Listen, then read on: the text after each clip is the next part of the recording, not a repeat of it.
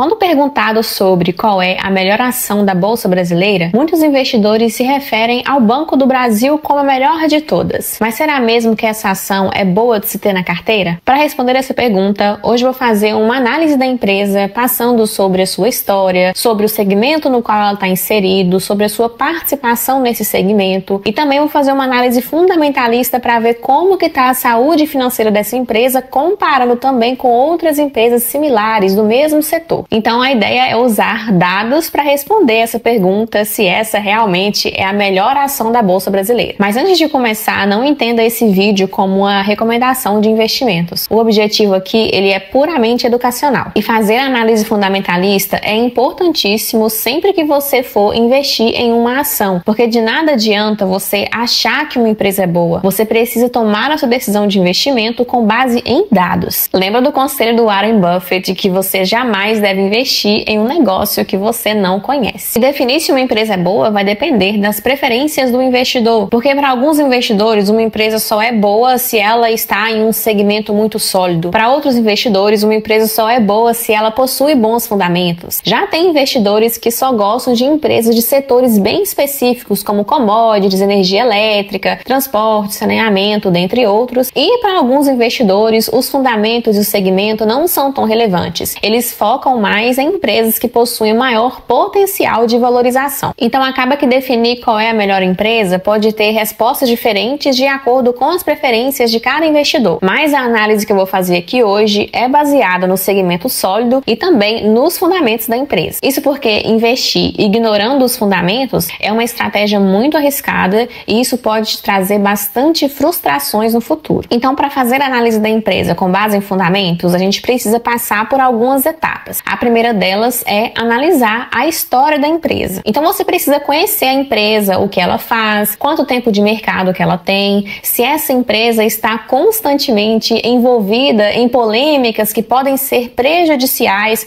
à sua performance no futuro. Também é importante analisar o segmento no qual a empresa está inserida para ver se é um segmento sólido ou se é um segmento perene. Por exemplo, existe algum risco desse segmento não existir mais no futuro? É importantíssimo fazer essa análise e é importante também entender qual é o papel dessa empresa no segmento. Essa empresa, ela se destaca no segmento? Ela tem uma boa participação? Existem previsões ou perspectivas de que a empresa não será tão relevante no setor no futuro? E olhando mais para dentro da empresa, é importantíssimo avaliar os fundamentos, ou seja, quais são os resultados que aquela empresa gera. Então, na análise fundamentalista, a gente precisa avaliar como está a precificação, como estão os dividendos, o endividamento, a eficiência, a rentabilidade e o crescimento da empresa. E por fim, é importantíssimo também comparar essa empresa com empresas similares, ou seja, como esses fundamentos estão performando nas outras empresas. Será que no segmento a empresa que você está analisando,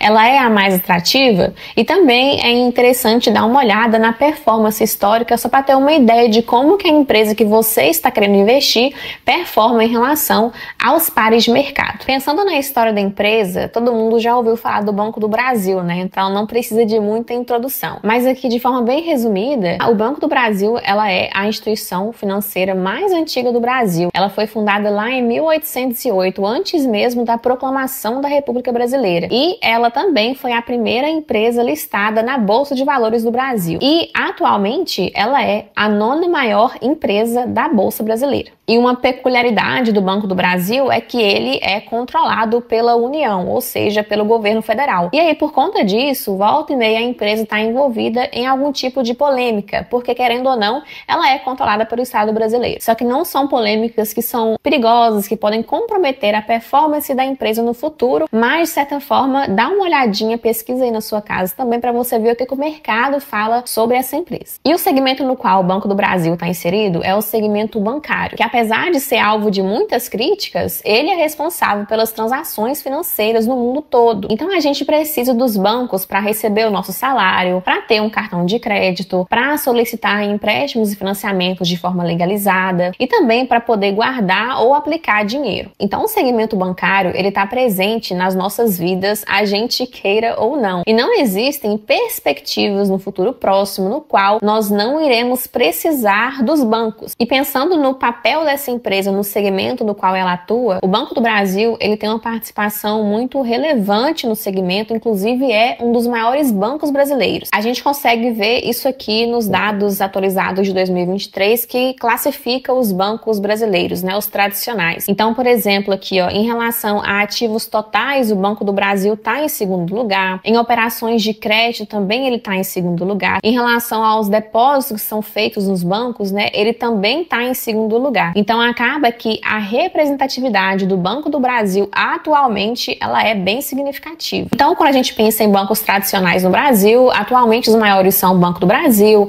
o Itaú, o Santander e o Bradesco, que são aqueles bancos mais tradicionais que todo mundo conhece. Porém, quando a gente pensa em perspectivas de futuro, apesar do segmento ser um segmento muito sólido, existe ali um risco de que eles podem perder espaço para as fintechs, que elas vêm ganhando cada vez mais espaço, principalmente com a população mais jovem. Pela definição do Banco Central do Brasil, as fintechs são empresas que introduzem inovações nos mercados financeiros por meio do uso intenso de tecnologia com potencial para criar novos modelos de negócio e atuam por meio de plataformas online e oferecem serviços digitais inovadores relacionados ao setor. As fintechs, elas não necessariamente são bancos, né? Elas são instituições financeiras que oferecem serviços online. Porém, na medida em que as empresas vão ganhando mais espaço no mercado, elas vão se inovando e existe sim a possibilidade de que no futuro próximo elas possam também atuar nos mesmos setores nos quais bancos como o Banco do Brasil atuam. Um exemplo de uma fintech bem popular no Brasil é a Nubank, que ela não é classificada como um banco, né? Justamente porque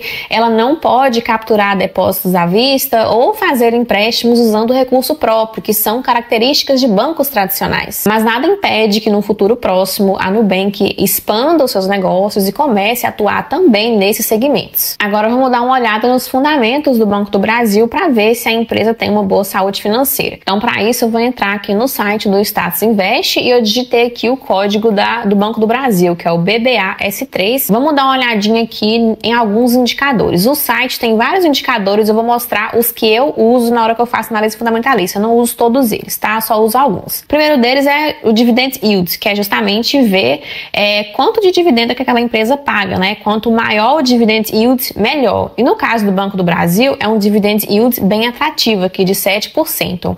Se a gente olha aqui historicamente, a empresa, ela sempre está pagando ali dividendos para o investidor. Ocorreram períodos aqui, ó, de 2016 e 2020, que o Dividend Yield foi um pouco baixo, mas quando a gente olha nos outros períodos, o Dividend Yield, ele é bem atrativo, então a gente consegue ter aqui uma renda passiva através do investimento nesse tipo de ação. Outro indicador que é importantíssimo é o PL. O que é o PL? Ele é o preço em relação ao lucro da empresa, né? Então, é justamente identificar quanto que o mercado está disposto a pagar pelos lucros da empresa. Então, aqui, quanto menor o PL, melhor, porque quer dizer que a empresa está um pouquinho mais barata. Porém, um PL negativo, ele é péssimo, porque quer dizer que a empresa tem prejuízo. O ideal é que ele seja maior que um, mas que seja um número menor. Então, por exemplo, se você estiver comparando duas empresas, uma tem um PL de 5, a outra tem um PL de 20, a de 5 está mais barata. E aí, quando a gente olha aqui historicamente, a gente vê que nos últimos anos o PL da empresa está atrativo, ou seja, o Banco do Brasil está barata. Quando a gente compara, por exemplo, aqui, ó, de 2016 e 2020, o PL estava bem alto, estava até o dobro do PL atual. Então, acaba que o momento atual está atrativo. Em termos de precificação, a empresa está barata. Outro indicador de precificação que é legal de usar é o P sobre VPA, que ele vai justamente comparar aqui o preço com o valor patrimonial, ou seja, a relação entre preço e patrimônio líquido. Então, o PL compara com o lucro, aqui compara com o patrimônio líquido. Então, o ideal é que quanto menor, melhor. Inclusive, aqui está até menor do que 1, o que mostra que a empresa, em relação ao seu patrimônio líquido, também está barata. Os indicadores de endividamento também são extremamente importantes de serem analisados quando a gente faz análise fundamentalista. Porém, os bancos, eles não vão ter esses indicadores aqui, porque os bancos, eles possuem peculiaridades. Porque pensa só, como que o banco captura dinheiro? Ele captura dinheiro através da dívida. Então, quando a gente olha o passivo da empresa, ele é praticamente dívida. Então, o que o banco faz? Você vai lá e empresta o dinheiro para ele através de poupança, de aplicações financeiras, ele vai repassar esse dinheiro para outras pessoas. Então, acaba que a dívida das empresas não é igual à dívida dos bancos. Então, a gente não vai ter o indicador de endividamento aqui para poder fazer a análise. Então, a gente vai pular essa parte. parte. Então, indo agora para os indicadores de eficiência, o primeiro deles é a margem bruta, que é justamente ver o lucro bruto em relação à receita que a empresa gerou. Então, aqui, quanto maior a margem, melhor, quer dizer que a empresa está mais eficiente. Outro indicador também é aqui a margem EBIT, que vai ser a relação entre o EBIT e a receita líquida. O EBIT, ele é o resultado operacional da empresa, então vai ser o resultado operacional antes de imposto e antes das taxas que a empresa paga. A diferença entre EBIT e EBITDA é que o EBITDA vai ter também aqui a amortização, mas aqui nem tem um indicador, então para a gente ver qual que é o resultado operacional, a gente pode olhar aqui a margem EBIT. Então aqui está na faixa de 12%, não está tão elevada, mas também não está ruim. O ideal aqui para essas margens de eficiência, quanto maior, melhor. E a mesma coisa aqui é a margem líquida, que vai comparar o lucro líquido com a receita líquida. Se a gente olha aqui, ó, historicamente, olha só, as margens da empresa são margens muito boas. Isso aqui é importantíssimo, porque se tiver um indicador negativo, quer dizer que a empresa opera com prejuízos. Então, olha como que o resultado do Banco do Brasil é sólido, né? A gente vê aqui, ó, tiveram períodos nos quais as margens elas estavam um pouco ruins, mas elas se recuperaram depois e aí atualmente está numa faixa bem saudável aqui na faixa de 12%. E pensando em indicadores de rentabilidade, o ROI é um indicador muito bom de se olhar, que ele vai comparar ali o lucro líquido em relação ao patrimônio líquido e ele vai medir a capacidade de agregar valor de uma empresa a partir de seus próprios recursos e do dinheiro investido. Então, o ideal aqui é que quanto maior o ROI, melhor, quer dizer que a empresa ela é mais rentável. E agora pensando aqui em indicadores de crescimento, os dois aqui são interessantes, que vão ser o CARD da receita e o CARD dos lucros, que vão mostrar ali qual é o potencial de crescimento da empresa. O ideal é quanto maior, melhor. Quando o CARD ele está crescente ou está positivo, quer dizer que a empresa está crescendo. Se ele estiver negativo, quer dizer que a empresa não tem potencial de crescimento. Então, em se tratando de fundamentos, a saúde financeira da empresa está boa. Um dos fatores de atratividade do Banco do Brasil é o pagamento dos dividendos. A gente consegue ver também aqui a relação do payout, que vai ser justamente a relação entre proventos e o lucro, para ver quanto do lucro que a empresa paga para os seus acionistas. Então, olha só, nos últimos 5 anos aqui, ainda não tem dados de 2024, porque o site provavelmente está desatualizado. Mas a gente olha aqui historicamente, olha só, em 2023, 32% do seu lucro foi revertido em proventos para o acionista. Isso aqui é um indicador muito bom. A gente olha aqui nos últimos 10 anos, olha só, a empresa sempre pagou ali, ó, na faixa de 30%, ou seja, em relação a ter renda passiva, ter ações do Banco do Brasil é uma estratégia interessante para investidor que foca justamente em receber dividendos. Então, olhando apenas os indicadores do Banco do Brasil, eles são muito bons, só que a gente precisa também comparar como que esses indicadores performam em relação aos pares de mercado, em relação aos concorrentes, e a gente consegue ver isso aqui. Então, eu estou fazendo a comparação entre o Banco do Brasil, o Itaú, o Bradesco e o Santander. Então, aqui, em relação a todos os indicadores, o site está classificando o Itaú como o melhor, porque no geral, os indicadores fundamentalistas do Itaú estão mais atrativos. Porém, a diferença do Itaú, do Banco do Brasil, Bradesco e Santander não é uma diferença muito elevada. Por isso que eu falei que esses bancos são fortes também, e tem muito investidor que possui os 4 bancos na carteira e está tudo certo. Vai da estratégia de cada investidor. Mas não existe uma diferença muito discrepante de um em relação ao outro. Todos têm fundamentos muito bons. Mas aqui, no geral, né, o que acontece? A gente pega o Dividend Yield. Então, o Dividend Yield entre os 4 bancos aqui, ó, o do Bradesco ele é o maior, tá aqui em quase 10% de dividendo, enquanto que o Banco do Brasil ele tá aqui em 7,8%. Em relação ao preço, o mais barato tá sendo o Banco do Brasil, né? Ela tá com um PL aqui de 5, enquanto que o Itaú tá com um PL de 7,8, o Santander tá com um PL de 9. Então, se fosse para pensar em relação à precificação, o Banco do Brasil tá mais barato do que as outras empresas. A gente olha aqui, vamos olhar outros indicadores aqui para baixo de eficiência também. Olha aqui em eficiência, o Itaú está com a margem bruta maior, o Banco do Brasil está na faixa aqui de 37%.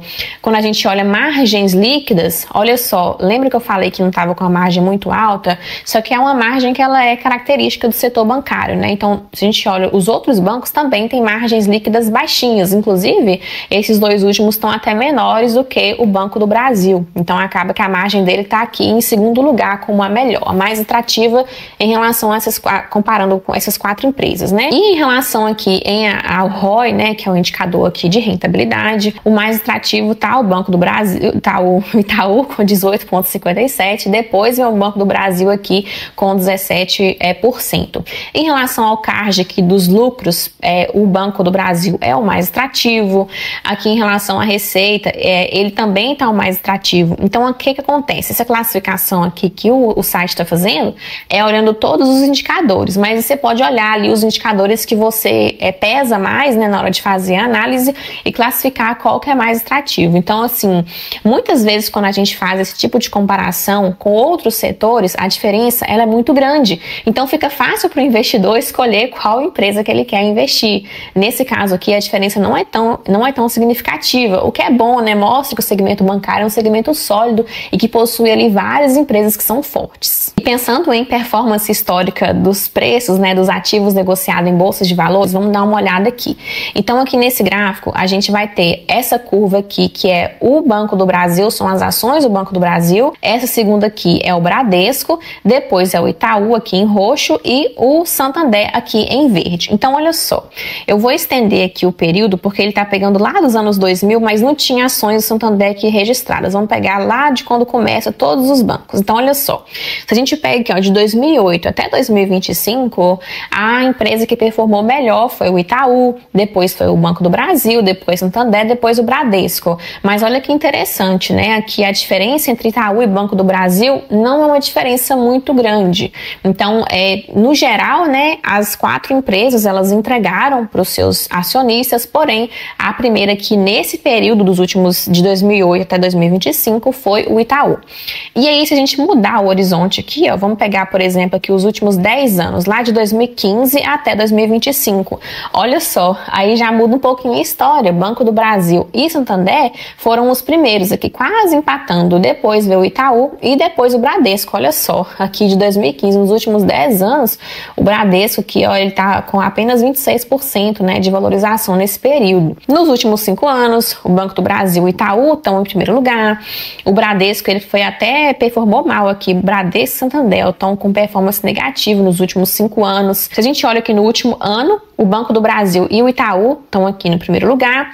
Santander e Bradesco estão até menores, né? Tá com um prejuízo aqui para quem investiu há um ano atrás. Se a gente olha o year to date, que é o resultado de 2025, especificamente, o Banco do Brasil já rendeu 15%, o Itaú 11%, o Santander 11% e o Banco do Bradesco 4%. Então aqui é só para mostrar como que é a performance histórica desses bancos, né?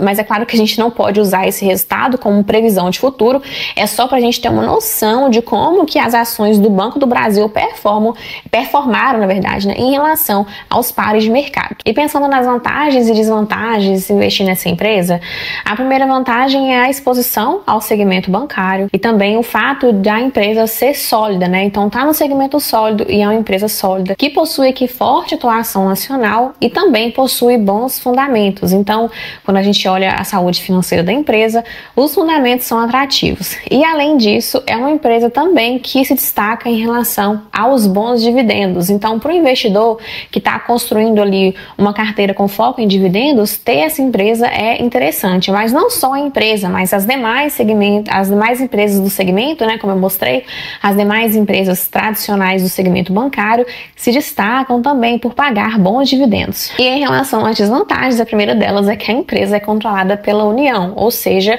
ela é controlada pelo governo brasileiro e não é todo investidor que se sente confortável com isso, então acaba que isso é uma desvantagem. Além disso, a empresa ela pode ter ali um menor potencial de valorização quando a gente compara com outras empresas de outros segmentos que podem se valorizar mais ao longo do tempo. E também existe aqui a questão de ter um risco da empresa perder espaço para os novos bancos, né? Que é um risco que não vai estar ali apenas para o Banco do Brasil, mas também para os demais bancos tradicionais que futuramente podem ter uma concorrência mais acirrada dessas empresas mais novas que estão entrando agora, né, com foco mais em digital, que podem expandir os seus negócios e também concorrer de forma direta com esses bancos tradicionais. Então acaba que o Banco do Brasil não é uma empresa assim que vai te gerar uma valorização absurda ao longo do tempo, mas é uma empresa que vai estar no segmento sólido, que possui bons fundamentos, é uma empresa sólida também e que vai ali ter uma estratégia, né, de dividendos, caso isso faça parte da sua estratégia de investidor.